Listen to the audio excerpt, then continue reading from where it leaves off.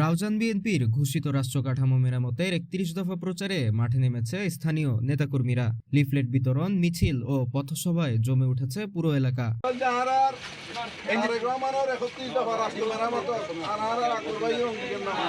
আগামী জাতীয় সংসদ নির্বাচনে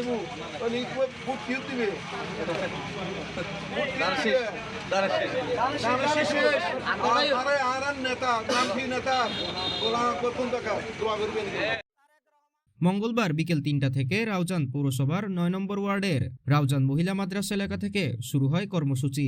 পশ্চিম রাউজান, চারাবটল বাজার, ঢালার মুখ, চৌধুরী মার্কেট, আলীর খিল, রহমতপাড়া, কাজীপাড়া এবং রাবার বাগান পর্যন্ত নেতাকর্মীরা প্রচারণা চালান।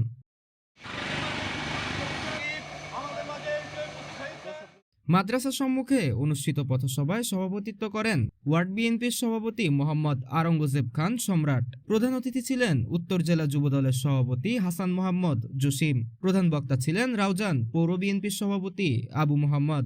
বিশেষ অতিথি হিসেবে বক্তব্য রাখেন হিন্দু বৌদ্ধ খ্রিস্টান কল্যাণ ফ্রন্টের যুগ্ম মহাসচিব অর্জুন কুমার নাথ এবং উত্তর জেলা যুবদলের সাংস্কৃতিক সম্পাদক অ্যাডভোকেট আরিফুর রহমান চৌধুরী। কোনো ভোটাধিকার ছিল না, স্বাধীনভাবে কথা বলতে পারে নাই, যেমন ইচ্ছা তেমন করেছে। কোন কাজ করতে হলে আমাদেরকে তো রাষ্ট্রীয় ক্ষমতায় যেতে হবে। রাষ্ট্রীয় ক্ষমতায় যেতে গেলে এই এলাকার এবং বাংলাদেশের যত জনগণ আছে তাদের ভোটাধিকার প্রয়োগ করার মাধ্যমে বাংলাদেশ জাতীয়তাবাদী দলকে ক্ষমতায় অধিষ্ঠিত করতে হবে। আপনারা জানেন এই রৌজানের এই পর্যন্ত 1 বছরের মধ্যে ১৭ জন রৌজানের বিভিন্ন স্তরের বিভিন্ন শ্রেণীর লোক খুন হয়েছে। রৌজানের মাটি রক্তে রঞ্জিত হয়েছে, অনেক মায়ের বুক খালি হয়েছে। আমরা চাই না, আমাদের নেতা চাই না রৌজানে আর কোনো খুন হোক, রৌজানে যেন শান্তি ফিরিয়ে আসুক। তাই গোলাম আকবর খন্দকারের অঙ্গীকার হলো রৌজানের সন্ত্রাস মুক্ত, সান্দাবাজ মুক্ত সমাজ গঠন করা এবং সন্ত্রাসকে না বলা। এ সময় আরো উপস্থিত ছিলেন বিএনপির সাবেক যুগ্ম আহ্বায়ক একরাম ও মুরাদুল আলম, উপজেলা শ্রমিক দলের সভাপতি এম এ কাদের, যুবদলের আহ্বায়ক রহিমউদ্দিন ওয়াসিম, নোয়াজিশপুর ইউনিয়নের সভাপতি মুরাদুর রহমান বাবর সহ ছাত্রদল ও যুবদলের নেতাকর্মীরা।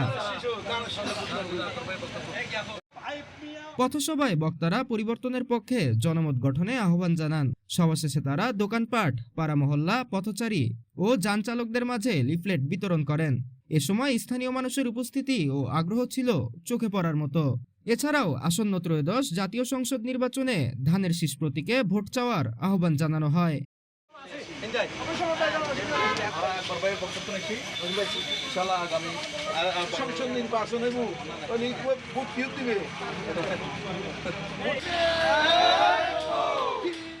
সিরিজি পোস্ট, চট্টগ্রাম।